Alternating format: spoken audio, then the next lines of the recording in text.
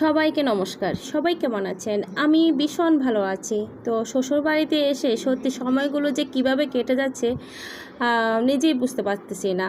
বাইরে বৃষ্টি, তাই আমার একটু ঘুম থেকে উঠতে লেটই হচ্ছে, কিন্তু আমার শাশুড়ি আমাকে যথেষ্ট পরিমাণ খুবই ভালোবাসে, যার কারণে একটু দেরিতে উঠলো মানে কিছুই বলে না।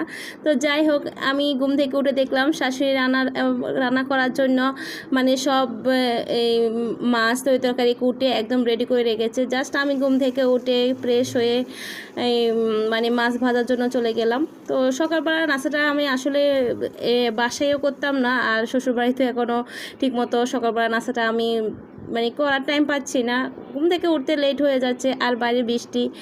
তো এখন আমি শাশুড়ির সাথে হাত মিলাম রান্নার কাজে। তো উনি রান্না করলো, জাস্ট আমি একটু ওনাকে সাহায্য করলাম আর কি, নেড়ে ছেড়ে দিয়ে। ওনার হাতে রান্নাগুলো কিন্তু খুবই মজা খেতে। যেমন আগে যখন মানে শ্বশুরবাড়িতে সবাই মিলে থাকতাম, তখন আমার শাশুড়ি প্রায় রান্না করতো মাছ দিয়ে, মাছের ডিম দিয়ে, সিম দিয়ে রান্না করতো।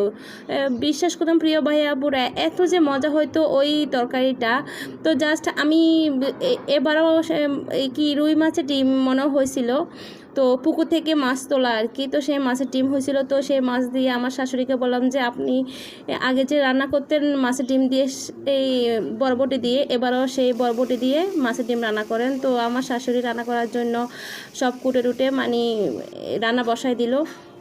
আর এখান দিয়ে আমি আলুটা একটু কষিয়ে নিলাম। আর এই মাছগুলো আমাদের পুকুরের মাছ, খেতে কিন্তু খুবই মজার মাছ, অনেক টেস্ট হয় খেতে।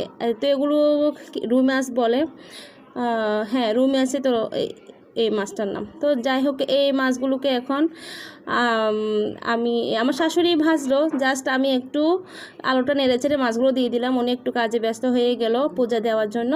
তো এইদিকে আমার রান্নাবান্না কমপ্লিট, আর আমার শাশুড়ির হাতের চাটনিটাও খুবই মজা হয় খেতে। তো আমার শাশুড়িকে বললাম আপনি চাটনিটা রান্না করে দেন। তো উনি চাটনিটা বসাইলো, উনি খুবই ভালোবাসে এই চাটনিটা খাইতে। তো আমার শাশুড়ির হাতে সব কিছু রান্নাই কিন্তু খুবই মজার হয়।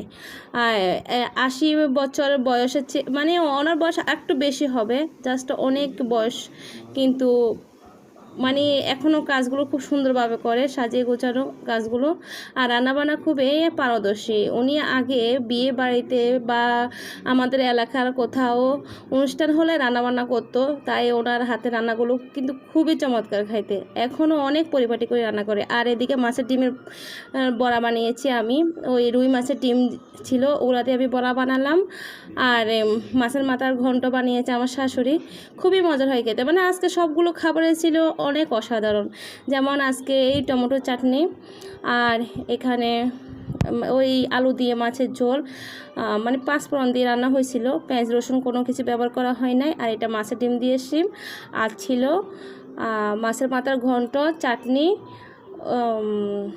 আর পাকোড়া। এগুলো সকালবেলা খাবার ছিল, আর এগুলো দুপুরবেলা আর কি। তো সব মিলিয়ে খাওয়া দাওয়া কিন্তু খুবই মজার হয়েছিল। ও আবার ঢেঁড়স ভাজিও করছিল। আমি ঢেঁড়স ভাজির কথাটা আসলে মনে ছিল না, যখন খাইতে গেছিলাম তখন দেখলাম। আসলে আমি ঘুম থেকে ওঠার আগে আমার শাশুড়ি অর্ধেক প্রায় কাজ করেই অবসর, শুধু জাস্ট আমি যা দেখলাম তাই একটু ওনাকে নেড়ে চেড়ে দিলাম। তো এই ছিল ছোটো একটা ভিডিও আপনাদের সাথে শেয়ার করলাম। টাটা।